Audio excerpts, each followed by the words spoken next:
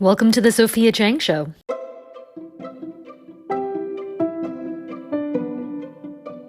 Well, you guys, I have done it again. I have committed 3 months of my life to a long classic novel because clearly I don't enjoy rest or relaxation whatsoever.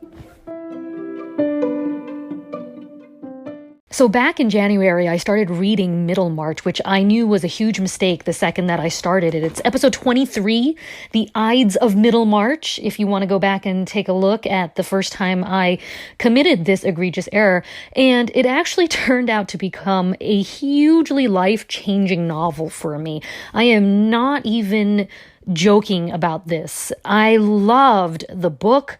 I grew to love the author. I watched the BBC series. I was heavy into this. I was listening to it. I was reading to it. I like to do the full immersive experience when I'm doing these kinds of big reads.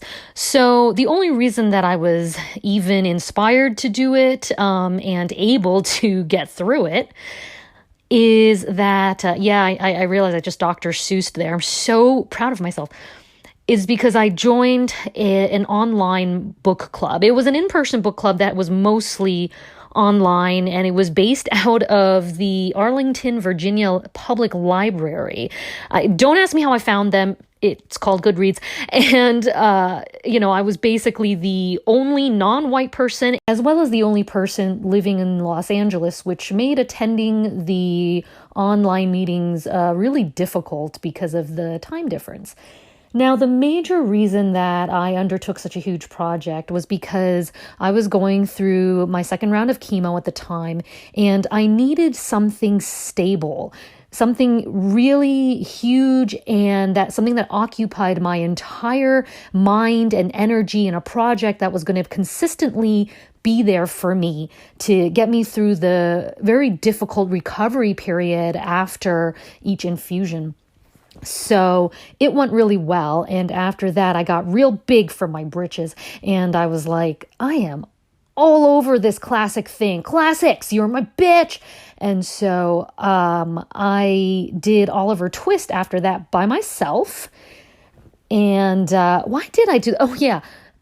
I'm a subscriber to Audible, the audiobook wing of, our Lord Amazon, and they were giving away this production called Dodge and Twist. So somebody had written a sequel to Oliver Twist. Now, there's no way you can read it and have any appreciation for it whatsoever without having read the book. So there I go, marching off to read this book, and that also went very well. Oliver Twist, a fairly quick read, and I'm feeling real good about myself. So I did what I promised that I wasn't going to do, and I rejoined that book club. And I told myself I wouldn't do it because I really didn't care for their summer selection. It's Moby Dick. I know everyone's got a lot of feelings about this book, and I did as well. I really had I had negative interest in reading this book, and I couldn't understand why the librarians had chosen this, but I trust them, okay? I trust book lovers, I trust librarians. There had to be a reason, and when I started it, I was pleasantly surprised. It was actually quick and interesting. Some of the chapters were really, really short.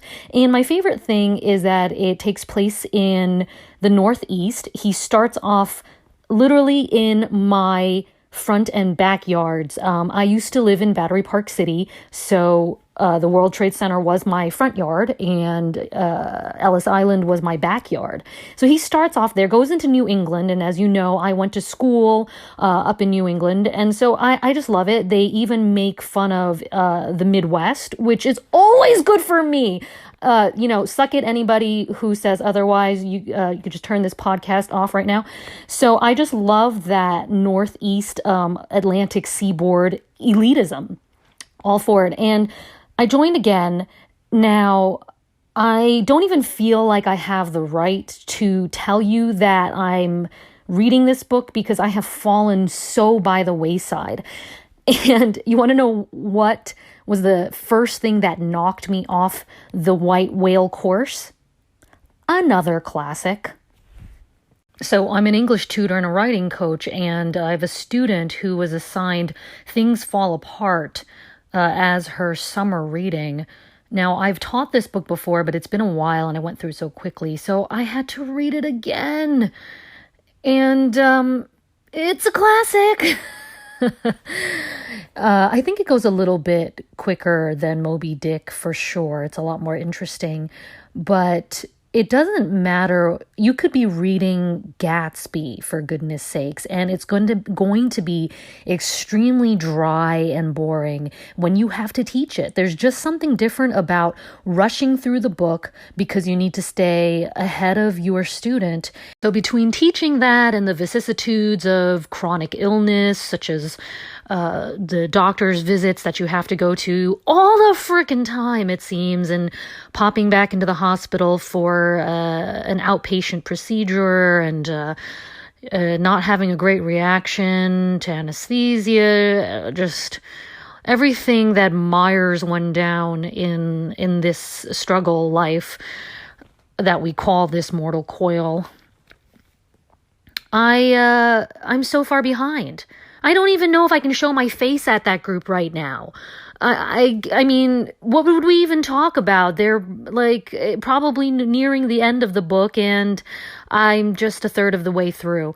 But I am going to keep slogging on because I am not a quitter, damn it. So once again, I've joined the book club. I'm going to drop a link to their webpage. They also have a podcast with a very kind producer that I respect very much. I will warn you, since Sophia Chang is not Sophia Chang without a little race dogging here, so for my fellow listeners of color, you are going to have to sit through one episode where there's a round table of white people trying to determine how to pronounce mochi. But fear not, because at long last, the white man of the group determined with the efficacy of a white man that he says, well, I took Japanese, so it's pronounced mochi. What would we do without white men? So here's your neighborhood angry little Asian just to say, dear white people, mochi. Repeat, mochi. Mochi. Alrighty. Love your angry little Asian. So I'll see you guys at the next club, maybe, if I can listen to 5,000 chapters in the next week or two. And let me know what you guys are reading. Thanks so much for listening to the Sophia Chang Show. If you liked what you heard, subscribe, rate 5 stars, and better yet, write a review about what you liked. And feel free to submit any questions that you have that you want answered on air. I really appreciate you listening.